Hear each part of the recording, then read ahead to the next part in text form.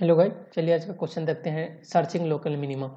तो ये interactive problem है। तो हम लोग को एक हिडन जो भी एरे का एक परमुटेशन है 1 to n का, वो दिया गया है और हम लोग को पता करना है लोकल मिनिमा का इंडेक्स क्या है इस एरे में। तो लोकल मिनिमम उसी को कहते हैं जिसका दोनों एडजेसेंट से वैल्यू छोटा हो। और 0 और n+1 जो भी 1 to n तो एलिमेंट है, और उससे पीछे और उसके आगे पूरे एरे के वो इन्फिनिटी है। तो हम लोग जो भी इंटरेक्ट जब करेंगे तो हम लोग पूछ सकते हैं, जब कोई भी इंडेक्स से क्वेश्चन मार्क और इंडेक्स लिखेंगे और वो मतलब प्रिंट कराएंगे तो वो हमको देगा वैल्यू जो इस इंडेक्स पे क्या एरे में वैल्यू है। तो ये और लास्ट में अगर हम लोग को पता चल जाएगा लोकल मिनिमा का इंडेक्स क्या है तो हम लोग एक्सप्लेनेशन के साथ उस लोकल मिनिमा के इंडेक्स प्रिंट करा देंगे। ये काम हम ये क्वेश्चन मार्क वाला क्वेरी 100 से ज़्यादा कर नहीं सकते। तो लिनियरली तो करने जाएंगे तो होगा नहीं।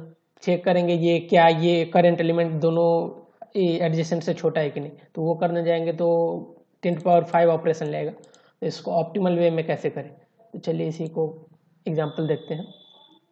जैसे हम मानिए ये तो मानिए फर्स्ट एलिमेंट ये है, सेकेंड एलिमेंट यहाँ है। हम लोग मिड पे सर्च करते हैं। बाइनरी सर्च ऑप्टिमल वे होगा, क्योंकि अगर लीनियरली कर ले जाएंगे तो बहुत कम्प्लेक्सिटी ले लेगा और बहुत क्वेरी ले लेगा। हम लोग को 100 से ज़्यादा क्वेरी करना नहीं है। तो ऑप्टिमल 10⁵ को लॉग करेंगे तो ये काफ़ी 20-25 के आसपास आ जाएगा। तो इसमें हो जाएगा हम लोग का। तो मानिए हम लोग मिड पे, तो लो है यहाँ पे, हाई है यहाँ पे, हम लोग मिड पे सर्च कर रहे हैं। तो मिड को चेक करेंगे मिड+1 से। अगर इससे ये छोटा होगा मिड+1 से तो गारंटी है इधर एक लोकल मिनिमा होगा, क्योंकि ये भी बड़ा है और ये भी बड़ा है। इस दोनों के बीच में ये छोटा है। तो आप देखते हैं मिड-1 क्या हो सकता है। मिड-1 या तो ये हो सकता है या मिड-1 ये हो सकता है। अगर ये हो गया, बड़ा हो गया इससे, तो लोकल मिनिमा ये हो गया। ओके, अगर ये छोटा होगा तो ये भी छोटा होगा, ये भी छोटा होगा, कहीं तो बड़ा होगा। अगर बड़ा कहीं भी नहीं मिला तो ये लास्ट वाला तो बड़ा है ही, इससे बड़ा तो कोई नहीं है। तो हो सकता है यहीं पे ये बड़ा मिल जाए, तो ये लोकल मिनिमा हो जाएगा। तो अगर मिड+1 अगर ग्रेटर है तो ये केस है।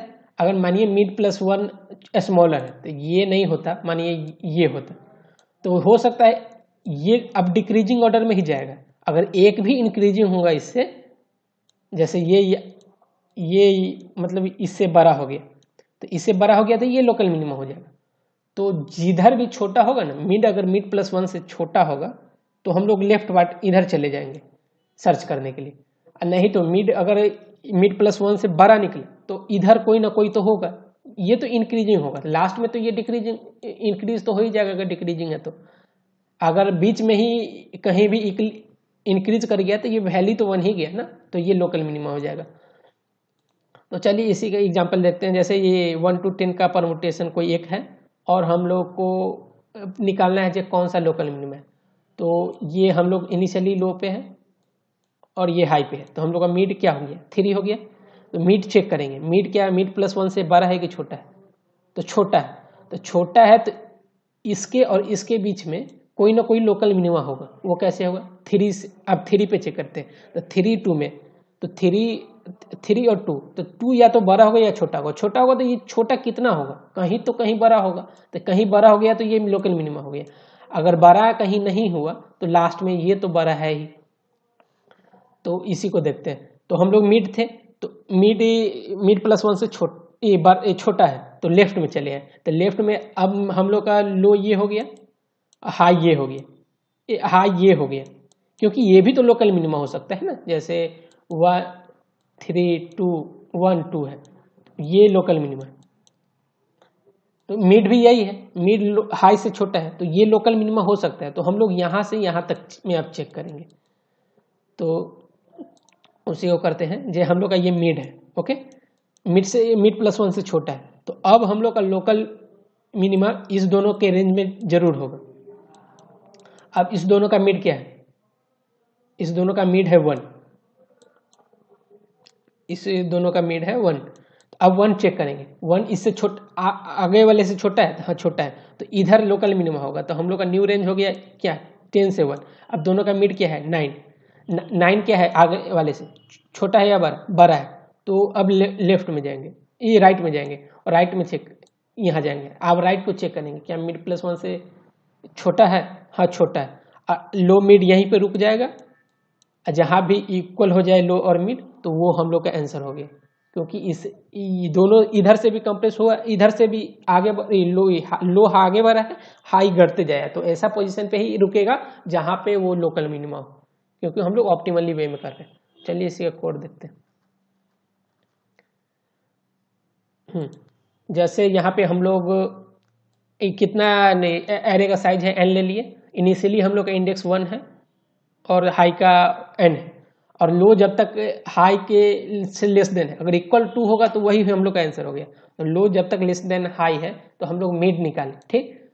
अब मिड पे क्या है वो वैल्यू हम लोग इंटरेक्टर से पूछे, जे यहाँ पे क्या वैल्यू है मिड इंडेक्स पे, और मिड प्लस 1 इंडेक्स पे क्या है। तो मिड इंडेक्स पे जो भी वैल्यू होगा उसको m में रख लिए, और मिड प्लस 1 पे जो भी वैल्यू होगा उसको m1 में रख लिए। अब चेक करते हैं क्या मिड का वैल्यू मिड प्लस 1 से अगर छोटा होगा तो हाई को मिड कर देंगे। अगर ये बड़ा निकला मिड प्लस 1 तो मिड, अब हम लोग का हाई कहाँ आ जाएगा, हाई यहाँ आ जाएगा, लो यहीं के यहीं रह जाएगा।